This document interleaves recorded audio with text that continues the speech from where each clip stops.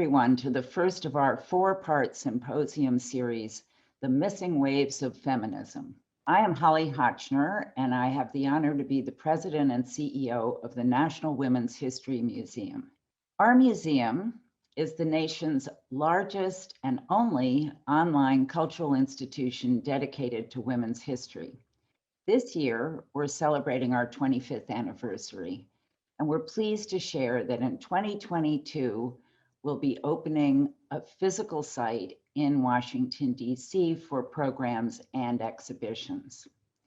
Women's contributions, women's stories, and women's achievements must be told and studied and shared and celebrated. In honor of our 25th anniversary, we present this important symposium series that does just that. Together, we'll explore in depth the various waves of feminism, paying particular attention to the lost eras of the traditionally recognized canon of the four waves. In addition to this symposium, throughout 2021, we'll also launch a series of comprehensive virtual exhibits examining the four waves of feminism and what that means. Thank you to all of our outstanding panelists and to all of you for attending and for your continued commitment to ensuring that a more accurate, inclusive, and representative history is told.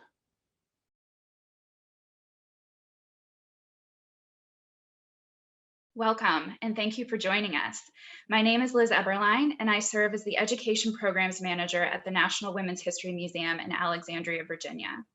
Founded in 1996, the National Women's History Museum is the nation's only comprehensive women's history museum and the most recognized institution dedicated to uncovering, interpreting, and celebrating women's diverse contributions to society. As a renowned leader in women's history education, the museum brings to life the countless untold stories of women throughout history and serves as a space for all to inspire, experience, collaborate, and amplify women's impact, past, present, and future. Now celebrating 25 years of service, the NWHM is the largest online cultural institution dedicated to U.S. women's history, and we're excited that in the coming years, women's history will finally have a home of its own in the nation's capital. In the meantime, the National Women's History Museum continues its important work of sharing the powerful history of women in America. I hope that after today's discussion, you'll join us as a charter member to help further this important work of representation. In celebration of 25 years of service and dedication to amplifying women's distinct contributions to our nation's history, the National Women's History Museum is proud to present this four-part virtual panel discussion series, The Missing Waves of Feminism. The Missing Waves examines the lost eras of the traditionally recognized canon of the four waves of feminism, including examples of early activism, the roles of minority women, and the impact of social movements that continue to progress for women's rights, even as the nation's attention was turned to wars, pandemics, and internal disputes. Highlighting barrier-breaking women, scholars, and activists whose work centers around citizenship, equity, voter suppression, equal pay, and social justice, the panelists represent a diverse array of disciplines and cultural studies. Using a virtual platform, this eye-opening series strives to connect audiences with presenters whose intellect and talents demonstrate women's backbone, ingenuity, and forward thinking from the late 18th century to the start of this new decade. And now, please allow me to introduce the first symposium's remarkable presenters. Michelle Goodwin is an author, professor, public historian, and champion of racial and gender equity. She has written, edited, or contributed to over a dozen books.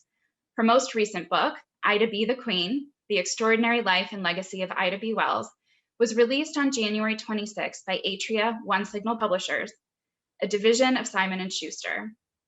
She co-wrote the popular children's history book, Tate and His Historic Dream, co-edited Impact, Personal Portraits of Activism, Shifts, an Anthology of Women's Growth Through Change, Michelle Obama's Impact on African American Women and Girls, and edited two books that include the writings of her paternal great-grandmother, Ida B. Wells. She has contributed to articles for Time, Essence, HuffPost, Teen Vogue, People, Glamour, Daily Beast, and the North Star. Michelle has appeared on MSNBC, CNN, WTTW, CBS, and CW, as well as numerous radio shows. Her advocacy has led to street names, monuments, historical markers, and other public history projects that highlight women and African Americans, including Wells. Born and raised on the South Side of Chicago, she earned her BA in psychology from Dartmouth College and her MA in media studies from the New School in New York. She has received numerous awards, including the 2019 Multi-Generational Activist Award from the Illinois Human Rights Commission and the 2019 Martin Luther King Jr. Social Justice Award from her alma mater, Dartmouth College. Michelle teaches and tutors writing at the college level and is currently working on 2 children's picture books that will be published in 2022, as well as several public history projects that will feature women trailblazers. Thank you for joining us, Michelle. Dr. Martha S. Jones is the Society of Black Alumni Presidential Professor, Professor of History, and a professor at the SNF Agora Institute at the Johns Hopkins University. She is a legal and cultural historian whose work examines how Black Americans have shaped the story of American democracy. Dr. Jones is the author of Vanguard, How Black Women Broke Barriers, Won the Vote, and Insisted on Equality for All, selected as one of Time's 100 must-read books for 2020. Her 2018 book, Birthright Citizens, A History of Race and Rights in Antebellum America, was winner of the Organization of American Historians Liberty Legacy Award, the American Historical Association Littleton Griswold Prize, the American Society for Legal History John Philip Reed Book Award, and the Baltimore City Historical Society Scholars Honor for 2020. She is also the author of All Bound Up Together, The Woman Question in African American Public Culture 1830 to 1900, and is a co-editor of Toward an Intellectual History of Black Women, together with numerous articles and essays. Dr. Jones is a public historian, writing for broader audiences at the New York Times, the Washington Post, the Atlantic, USA Today, Public Books, Talking Points Memo, Political, the Chronicle of Higher Education, and Time. She is an exhibition curator for Reframing the Color Line and Proclaiming Emancipation at the William L. Clements Library, and an expert consultant for museum, film, and video productions with the Smithsonian's National Portrait Gallery, the Charles Wright Museum of African American History, PBS American Experience, the Southern Poverty Law Center, Netflix, and art. Dr. Jones holds a PhD in history from Columbia University and a JD from the CUNY School of Law.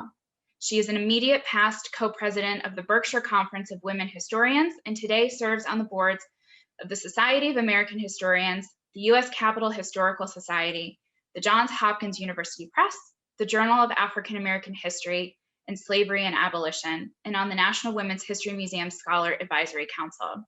Thank you for being with this conversation, Martha. Dr. Lisa Tatro is an associate professor of history at Carnegie Mellon University and specializes in the history of gender, race, and American democracy with a focus on social movements and memory.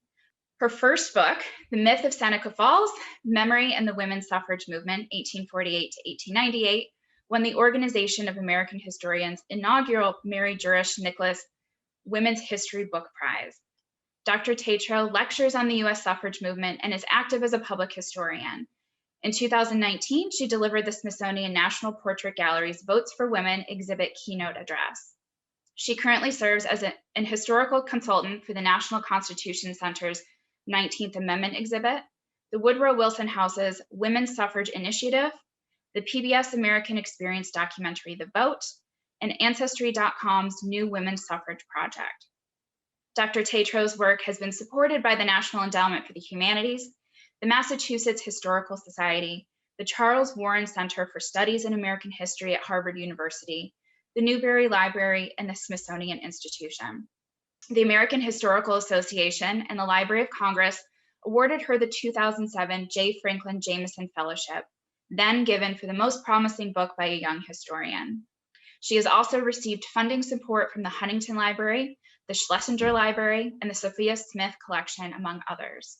In 2018, she was awarded the Dietrich College of Humanities and Social Sciences Elliott Dunlap Smith Teaching Award. Thank you for participating in the conversation, Lisa. Finally, we are pleased to welcome Dr. Michelle Goodwin as our moderator for this important discussion. Dr. Goodwin is a global thought leader and advisor, as well as an award-winning author, advocate, professor, and social commentator. She is the host of the popular podcast On the Issues with Michelle Goodwin at Miss Magazine. Her writings address pressing matters of law, society, and global health. Her publications appear across 5 books and more than 100 law review articles, book chapters, and commentaries. Her opinion editorials and commentaries can be found in the New York Times, LA Times, Salon.com, Politico, Forbes, the Christian Science Monitor, and other platforms. She is a frequent contributor to Miss Magazine and is the Chancellor's Professor of Law at the University of California, Irvine. Dr. Goodwin is an elected member of the American Law Institute, an elected fellow of the American Bar Foundation, and an elected fellow at the Hastings Center. Welcome, Michelle, and I'll turn the conversation over to you now. Liz, thank you very much for that very generous introduction. I am so honored and pleased to be here with our guest. I'll tell our audience that prior to our recording, they have allowed me to call them by their first names because otherwise I would be addressing them appropriately by their titles. But we're hoping to have an intimate conversation with you. And so that's what I'm going to do. So Michelle, thank you so much for being with us. A namesake, how about that? Thank you so much, Martha, for being with us, and then also Lisa. So why don't we get started in this intimate conversation? We wish we could be together, but hey, we're all doing this by virtual media. I want to start off this conversation with thinking about what does a term like waves mean? What do waves, feminism, and periodization, what does that mean for this discussion? And so if you could tell us, I'm just going to open this up. How should we be thinking about that kind of terminology given the work and research that you do? Who would like to start us off? I think that as women's history entered the higher institutions of learning and became a field unto itself, a professional field, there was a question about how to organize it, right? Because historians spend a bunch of time organizing things into timelines and timeframes. And it's also just a helpful way for everyone to teach it to one another, including activists when they're talking to one another. How do we periodize this? How do we understand when there was a big upswing of activism? How do we understand when there was a doldrum and why? Because we as people in the present draw upon the past to understand our own activism and our own legacies and our own commitments. So those terms have been incredibly helpful and incredibly necessary in some ways to help us put the past in a story that we can use in the present, because that's really what history is, or stories that we tell ourselves about the past that are useful to us in the present. But they're also incredibly problematic because they often presume a kind of unitary experience, that women itself is a coherent category, which it's not in all kinds of ways. Women are as different from one another as they are from men often. Sometimes I have much more in common with a white middle-class man than I would with, say, an Ojibwe man living on a, or Ojibwe woman living on a indigenous lands. So the problem with the terms waves and feminism and periodization has been, whose wave are we talking about? Whose feminism are we talking about? Who gets to decide, which actions were important and punctuated beginnings and punctuated ends? And that's where the same problems that have plagued all of national storytelling and all of history have come into play, which is that this has been dominated by a kind of way in which whiteness dominates the kinds of stories we tell about American history.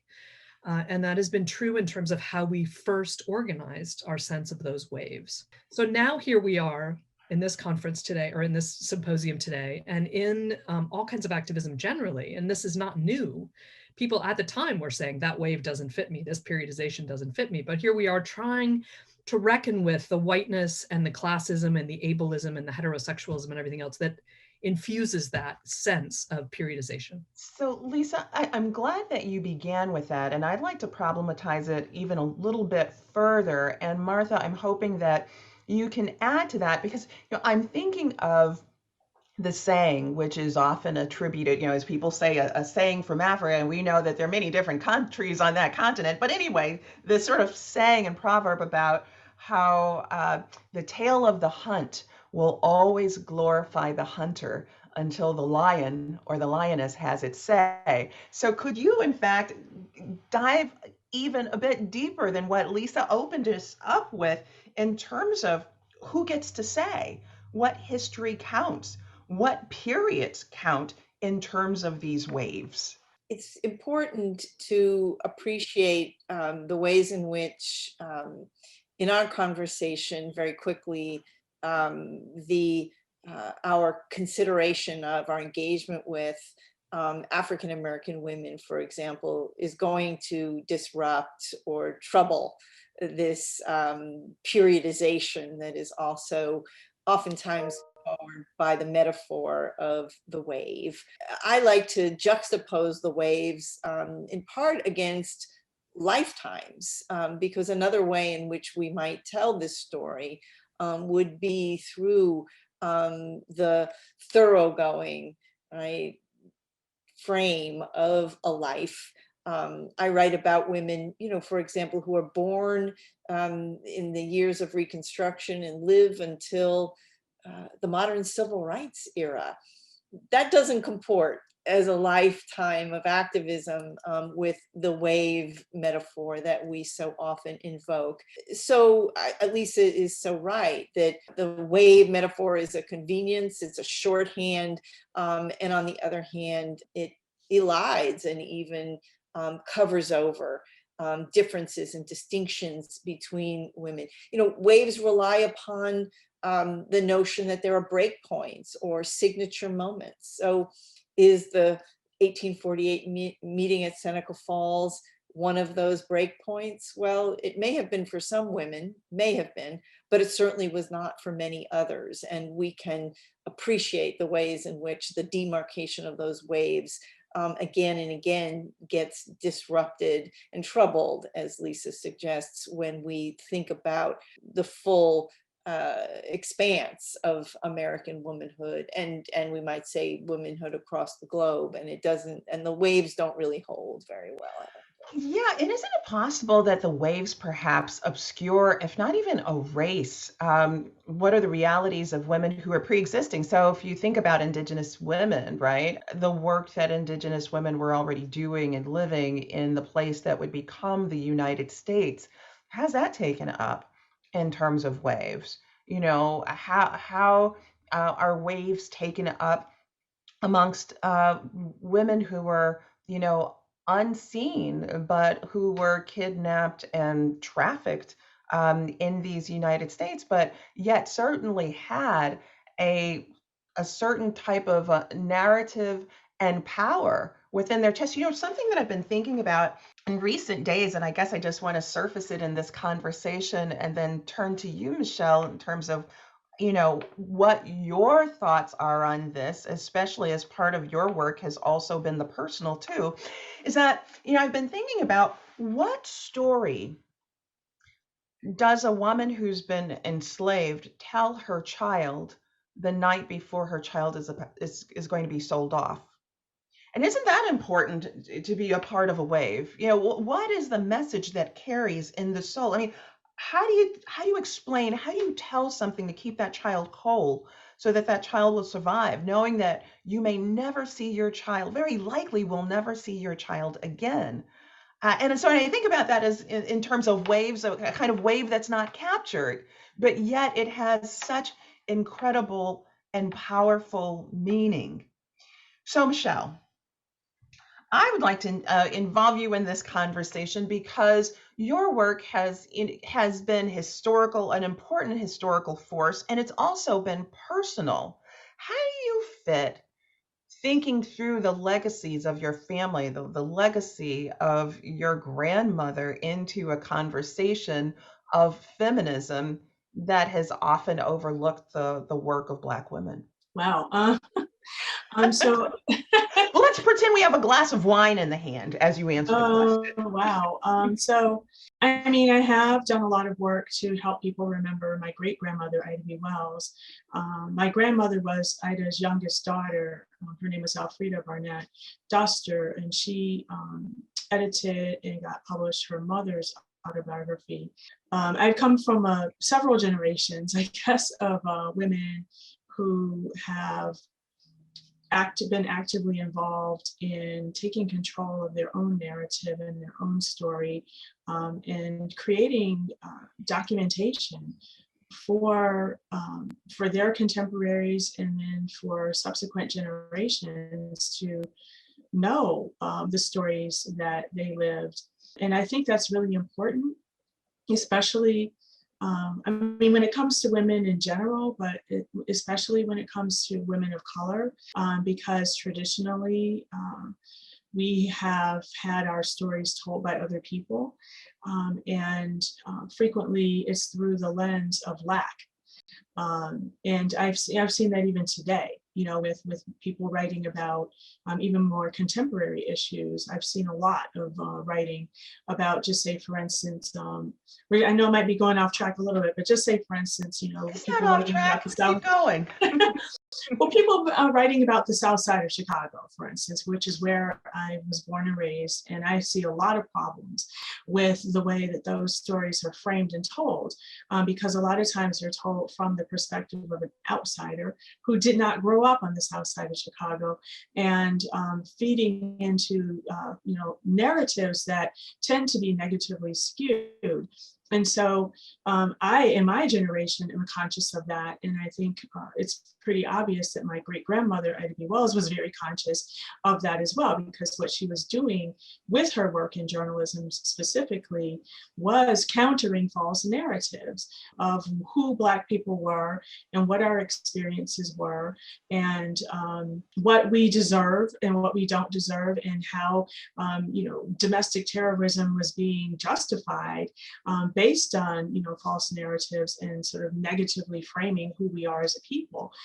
And so if you really think about what she was doing, it was, you know, obviously it was very important when it came to journalism, but it was also, you know, sort of radical as far as taking control of the narrative and saying, this, okay, that might be your way, of your lens of looking at who we are as a community, but I'm going to take control for myself and for my people and for the future generations to tell the truth from our perspective of who we are and what we're about.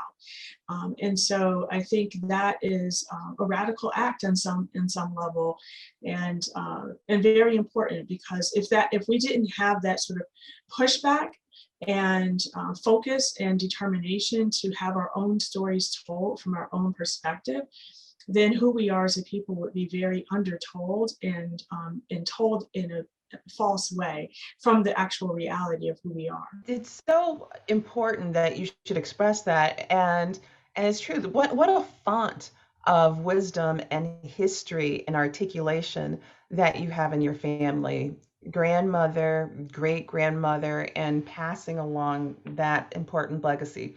So let's do another level set. For those who might be tuning in and who might say, okay, some of this conversation is really highbrow.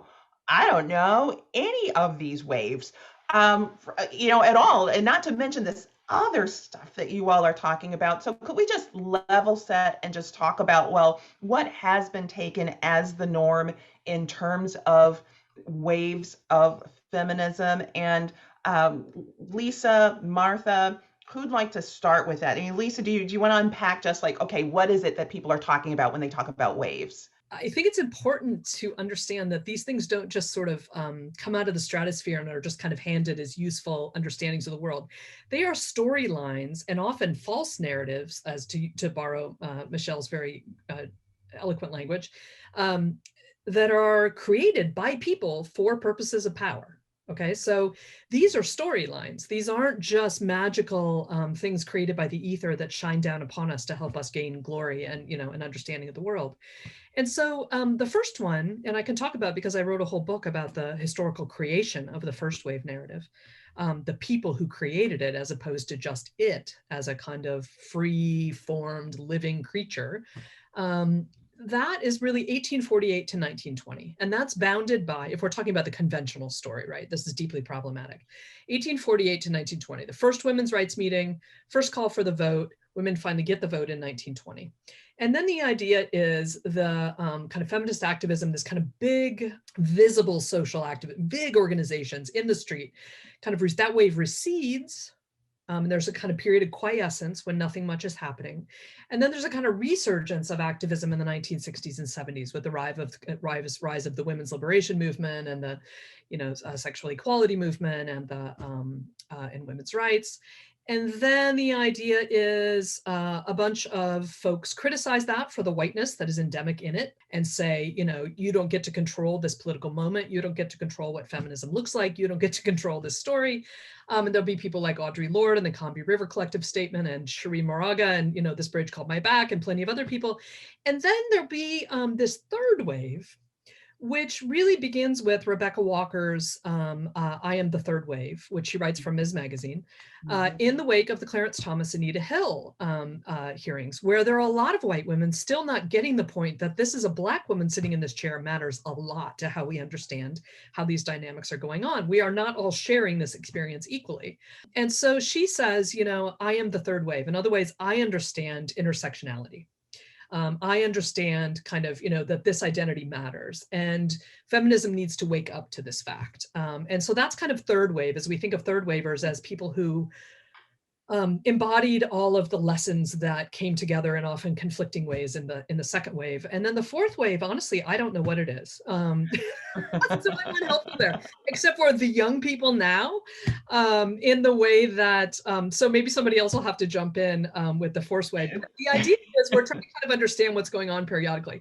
Now that has all been created and constructed, right? That is, and that is really unhelpful for understanding the lives of many feminists, many people's stories and all kinds of other things. So well, and on that note, thank you so much for level setting so that those who are tuning in have a way of understanding, right, these periods and the periodization that we began talking about.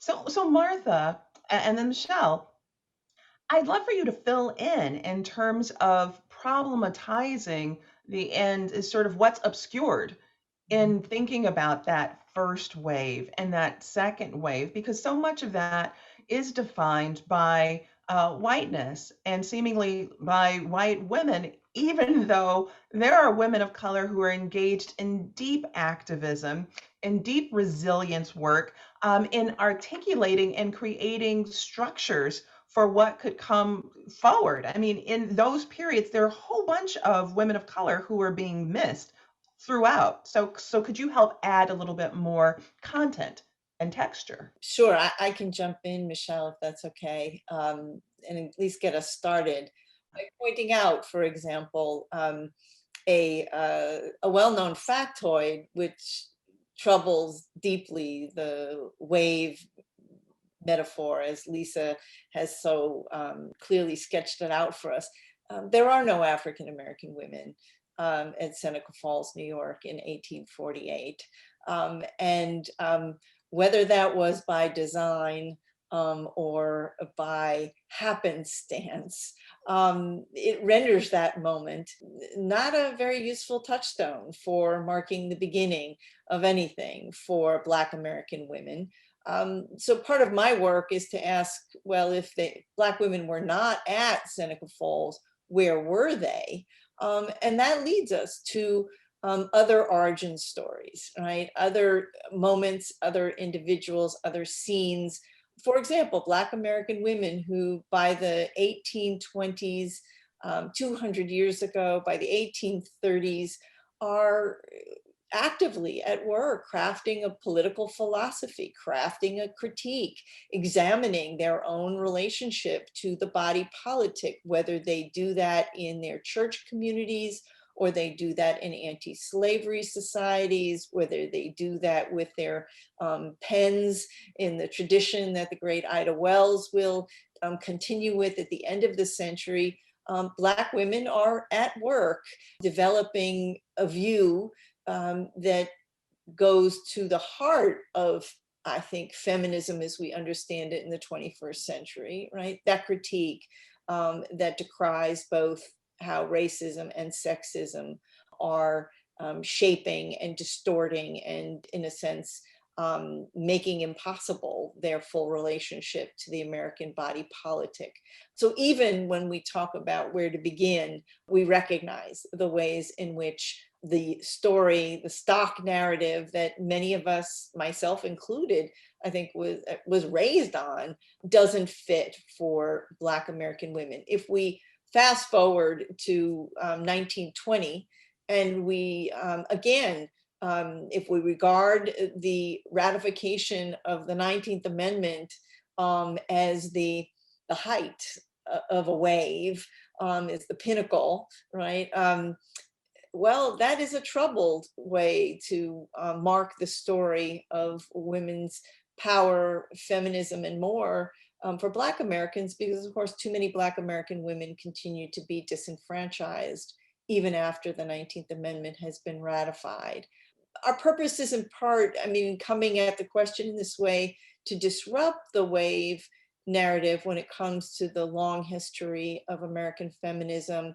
But I also want to suggest that part of the work is then to fully construct those alternative narratives, not just to break down, but to build up our own understanding of the other key moments and points of high and low for American feminism from the perspective of Black women. I'm so glad that you mentioned that, because it also strikes me that it is, as you say, not only the sort of investigation, the disentangling, the deconstruction that's necessary, but also the recognition and the elevation of the other narratives and stories that are taking place across these times, and giving them credit for their sophistication, for the energy and courage behind them, and hearing them differently. So one of the things that I've been thinking about recently, within the context of the newer terminology and framework of reproductive justice, which is not new, people are coming to it now, but it's, we're a quarter of a century in.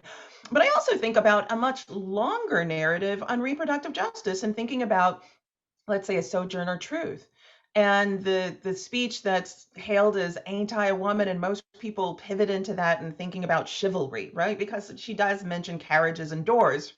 But she also says, "And I bore 13 children, and nearly each one snatched from my arms, and nobody heard my cries but God. Ain't I a woman?" So powerful. I mean, you have intersectionality right there, reproductive justice right there. And it's something that otherwise is missing until someone lifts it up and says, this is credible. This is valuable. This is an important historical marker. So with this, Michelle, turning to you and your great grandmother, who just, talk about the euphemistically dropping the microphone, just being a warrior, gives me chills in her own right, the courage to which she took pen to paper, and even more, leading an exodus.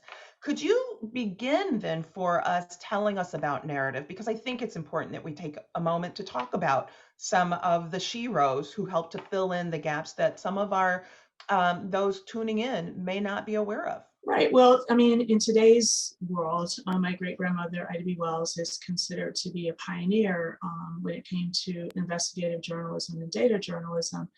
And what she was doing was chronicling the realities when it came to lynching. What spurred her in that direction was that 3 of her friends were lynched, really as a result of them being ambitious and successful.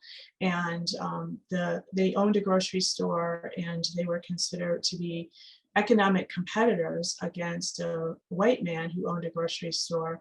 And, long story short, he figured out a way to frame things so that they were defending themselves against attack, and they were considered the aggressor. So here we go again with the narrative, which we can all relate to today, of how many times have we heard stories of somebody who was defending themselves, or maybe not, maybe they were walking away, but then they're turned around and turned into the aggressor. who deserved to be killed, shot, whatever violent kind of situation that they experienced. And so this narrative of framing Black people as the aggressors, as the violent ones who need to be subdued and somehow punished, has lasted for quite a while in our country, and we're still seeing it today in 2021.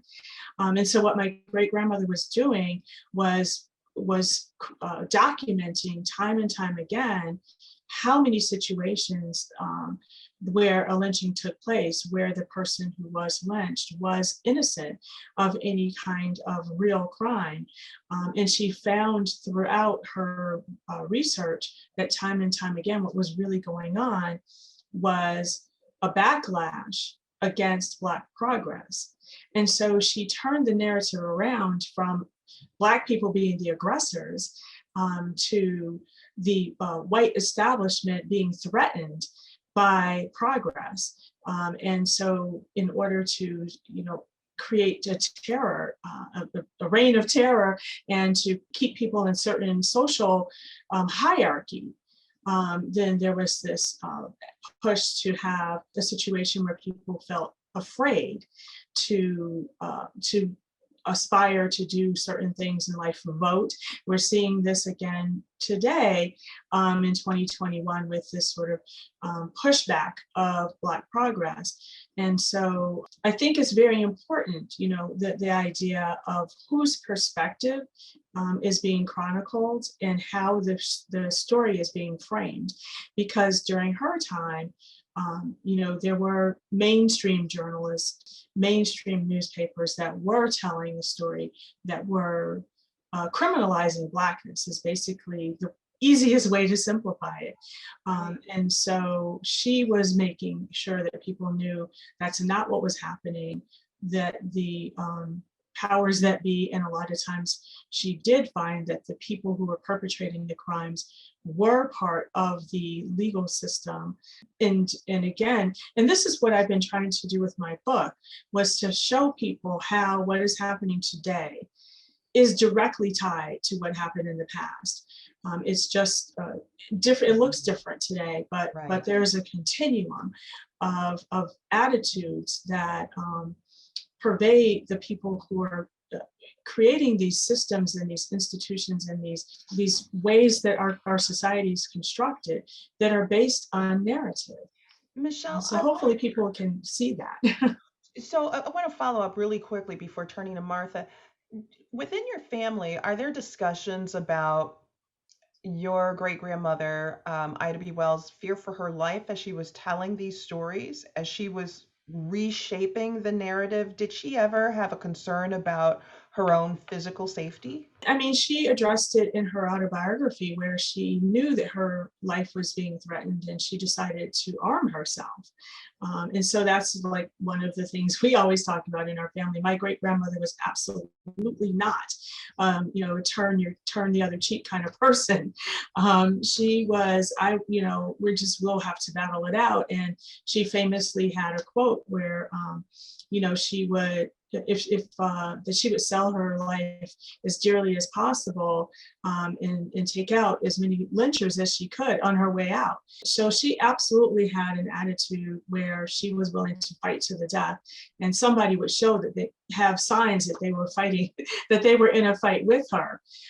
So I come from a family that is very much about, do what you can to make sure you stay safe. But if somebody attacks you, you fight back. What a lesson. And she fought back in many different ways. I remember from childhood images of your great-grandmother seared in my mind as a shero. Martha, can you help us lift up other narratives? And then you too, Lisa, but I want to start with you, Martha. Who else might students of feminism be missing now from the broader catalog of the women that they should know about? Thank you for that opening. I'm going to hold up Frances Ellen Watkins Harper, who is of the generation before Ida Wells, born in 1825 in Baltimore, educated there, becomes an educator herself, and as a young woman in the years before the Civil War, emerges as a poet and as an anti-slavery lecturer. She lives a long life, which means she's there in the 1860s as women's rights advocates, neo-feminists are gathered in convention to think about the new possibilities for political power in the wake of a civil war, in the heady years of Reconstruction, where the Constitution itself is being rewritten. She is a political visionary who really wants to help her allies avoid the pitfalls of a fractured, divided politics, wants to help them to resist both the scourge of racism and the scourge of sexism in the wake of the Civil War. And while she won't be as successful as we might have hoped, she really articulates this vision that we come to call intersectionality, and will go on to be a suffragist, a temperance advocate, a novelist, and a great deal more, helping, along with women like Ida Wells, found the National Association of Colored Women's Clubs, which becomes the home, I would argue, for Black feminist thought and Black feminist activism by the 1890s. Frances Harper is infinitely quotable because she was indeed a poet, and everything she had to say carried that kind of beauty and eloquence. But one of her often quoted lines is, "We're all bound up together in one great bundle of humanity." And it tells us something about Black women's feminism as it is emerging, which is the necessity of rejecting simultaneously the problem of race and the problem of sex, but also about articulating another sort of vision, and that is one that is concerned with human rights and aims to secure rights for Black women, political power, access, along with a profound philosophy that looks to the interests of all of humanity. And I think for me, this is a kind of enduring lesson out of Harper's life, that from the extraordinary indignities and the extraordinary degradations that she lived day in and day out as a Black American woman on the public stage in the 19th century, she still has this extraordinary ambition for herself and for women's politics. I think it's a kind of legacy we're very much still trying to live up to.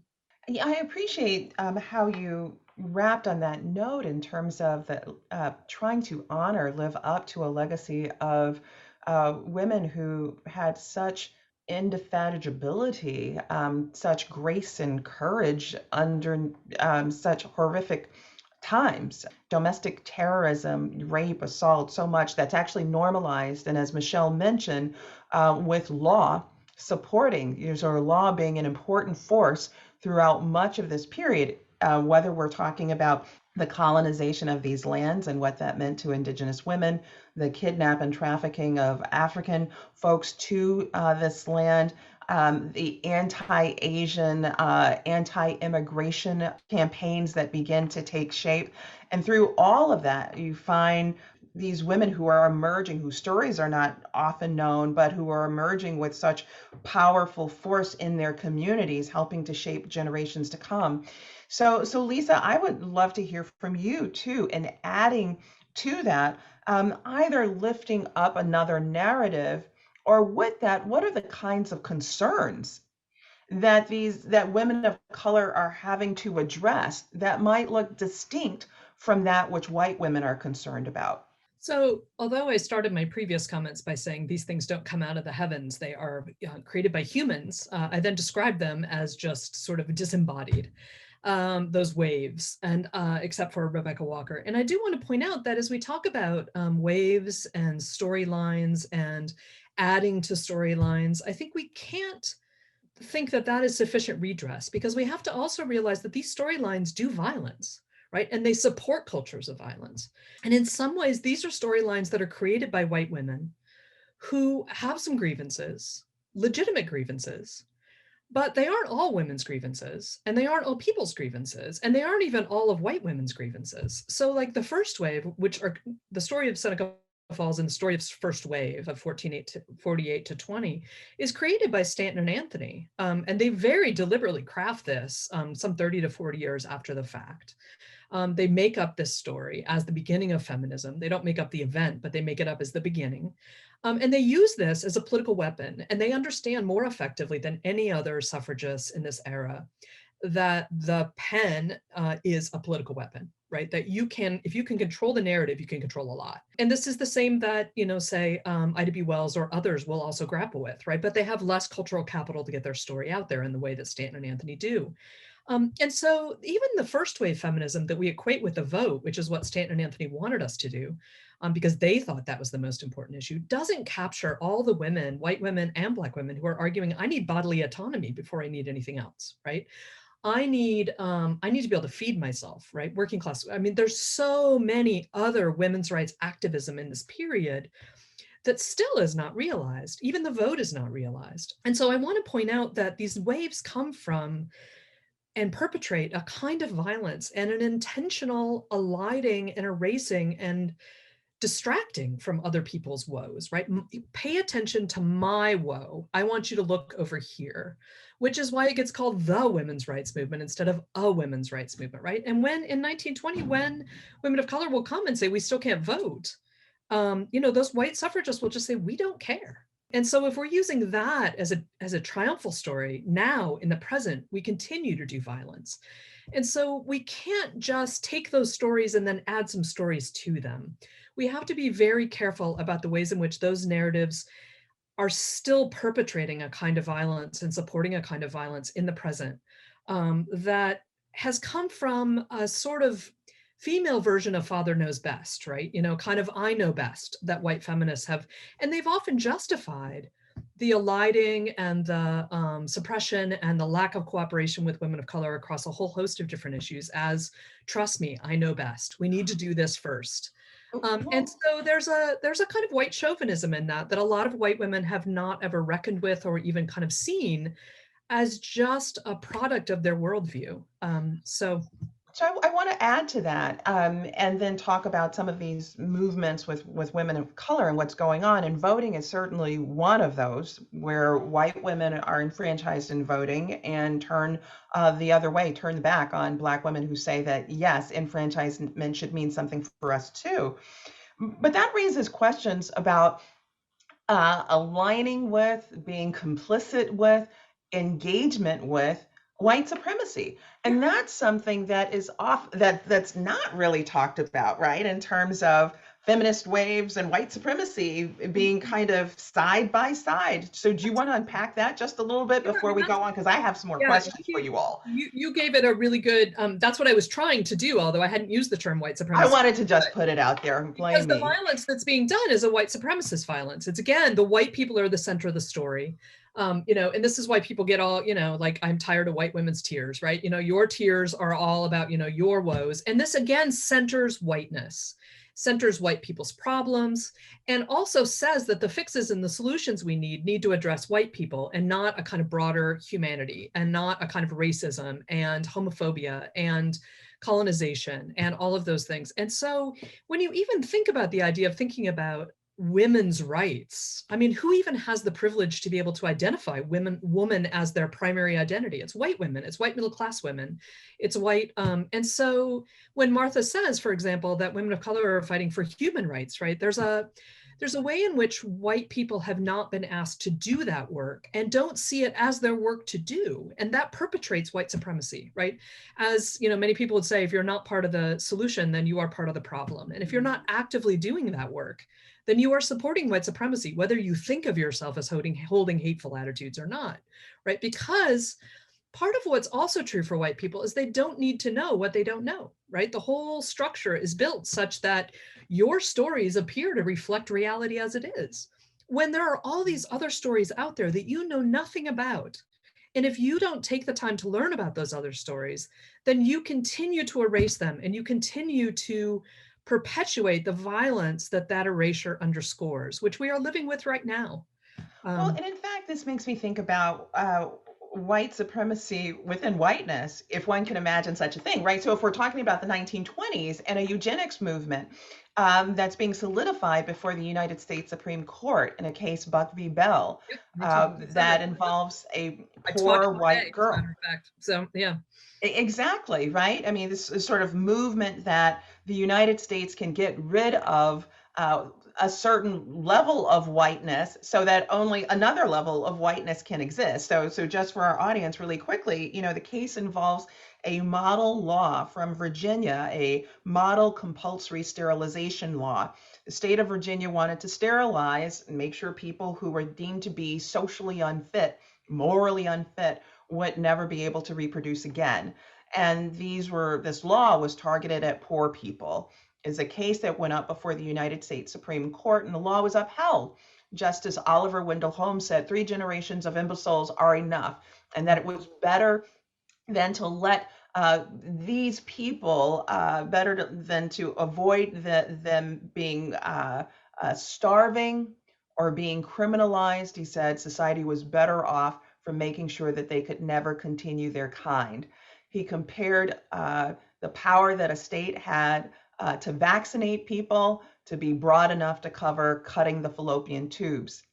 What most people wouldn't know is that it's this very model law that is taken up in Nazi Germany that serves as the basis for their eugenics law. And decades later, when the Nazis are brought to trial and the Nazi doctors are brought to trial in Nuremberg, the defense that is offered is that you were doing it in the United States and we learned from you. And so, it's very interesting to sort of like see these kind of issues unpacked. And before I've got just a couple questions left, but I wish we were on a broader stage for a weekend where we could all be together and there would be fireplaces and hot chocolate in the morning and wine in the evening. But let me just ask, what does this mean during the period of Jim Crow? Can you lift up there, what are the concerns that were unique to women of color during that period? And so, Michelle, I'll turn to you. Were there other areas, we know the story of your great grandmother and the work that she was doing, Ida B. Wells, but her legacy really continues. And there are important touch points during the Jim Crow era that I think are important to recognize in terms of women's activism. And then I'll open that up to you too, Martha. Well, one thing that that struck me while I was working on my book was how my great grandmother expressed her frustration and disappointment when it came to how Black women were considered almost a separate category from white women when it came to women. So, for instance, when she famously refused to leave the Chesapeake, Ohio and Southwestern Railroad ladies' car in order to go to the colored car, she wrote about this more than once. So to me, that gave me an indication that it really bothered her. Not only did she write about it, but she sued the railroad. But what she wrote about was how it was almost like ain't I a woman kind of thing. It's like, wait a minute, I'm a woman.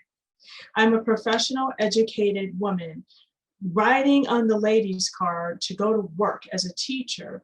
I'm dressed, in professional clothing and, a law-abiding citizen, and all of these things is respectability kind of, right? As far as womanhood. And she was basically assaulted by three men at the same time, and forcibly removed her clothing were torn, and she was just absolutely humiliated. And then she wrote about how the people in the car stood on the seats and cheered when she was removed. And then when she wrote about it later, she mentioned how Black women who were nursing a white child who was traveling with a white person was welcome on the ladies' car. And so so it's not only about being Black, it's about classism as well. And so she really kind of, for me, when I think about what she was really saying, is like, well, Black people are welcome as long as they're in a servant role. as long as they're in some kind of subservient situation to serve white people, then you're okay in this space. But if you're equal to, or even, God forbid, more educated, or, you know, maybe have more money, which is what was going on with her friends with the grocery store, then you need to be eliminated. So I think there are multiple layers. It's race, but it's also class, because she did make a point more than one time to mention how Black women who were in servant roles were welcome. And she mentioned it when it came to just say, you know, in different other social spaces, that what she had another quote. I can never remember all these quotes off the top of my head, but she made another statement about how Black people are only welcome in the servant role. So it wasn't about only being Black. It's like you have to be Black and in a quote lower class, and then it's okay. And I think we need to kind of talk about that. You're so right, because those are lessons today that lingers. That was the case during Jim Crow and today. And I'm mindful of time. I realize that, yes, we could be together for another hour, another 2 hours, and actually we only have a few minutes. So I'm going to pivot and ask a final question of each of you for a brief response. But this is, what do you see as as an important lesson going forward in terms of reshaping how we understand the power of narrative and waves? And so, Martha, I'm going to start with you. And I am just so grateful to be in company with you, but I'll start with you with that question. Well, thank you, Michelle. And it's really been wonderful to be with you and Michelle Duster and Lisa Tate also. So thank you so much to the National Women's History Museum for bringing us together. I think we're at a moment sitting here as we are in 2021, where we are still charged with confronting some of these hard histories. Lisa mentioned how we, for example, just come through a centennial year for the 19th Amendment. And I think for many American women, many American feminists, there was a kind of reckoning in this year with, for example, the role of anti-Black racism, the integral role of anti-Black racism in the story of the 19th Amendment. And I think we are due from some more of that discomfort. We can see the evidence of the distance and the disjunctures between us. And I'm one believes that unless we sort of begin to tell hard truths, confront the hard histories that are very much a part of how we get here in 2021, we will be hamstrung. But I'm optimistic after the experience of the centennial year that we actually have the capacity to do that. And I think this conversation is an example of that. Thank you so much, Martha. I'll turn to you, Lisa. Thank you so much for your work, and during your introduction, your connection to the Newberry Library. I was married there, love libraries. All right, so what do you see as important going forward? So I will join the thanks, but try not to linger on them, given that we are short on time. But it's been delightful to be with everyone. And thank you all for your work. I would encourage people to go seek out narratives that they don't otherwise know. Particularly pick up Martha Jones's book about Black women's activism, pick up Michelle Duster's book about Ida B. Wells, pick up Ibram Kendi and Keisha Blaine's 400 Souls, pick up a work on sterilization abuse, pick up a work on stories that you don't know, seek them out, and you will find that your world is, those stories that you know are only very partial. And then you can start to understand how we need to broaden our visions. Thank you so much. And I'll conclude with you, Michelle. What do you see as an important lesson going forward for those who've joined us for this important conversation? I actually would echo all of the previous comments. I think that hopefully we will get to a point in our country where people of color are not constantly put in a position of being the educators. about race, because white people have a race too.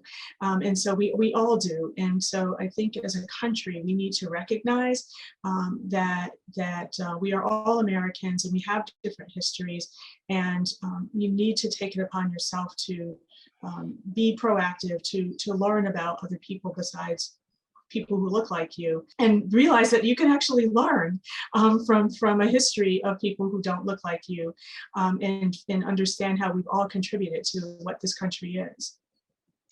Thank you so much. I'd like to thank each of our panelists for joining us, and also for our viewing and then also listening audience, however you've tuned in with us. We thank you for being a part of this important and critical conversation. Please stay tuned for the other conversations that we'll have as part of this important series. Thank you very much.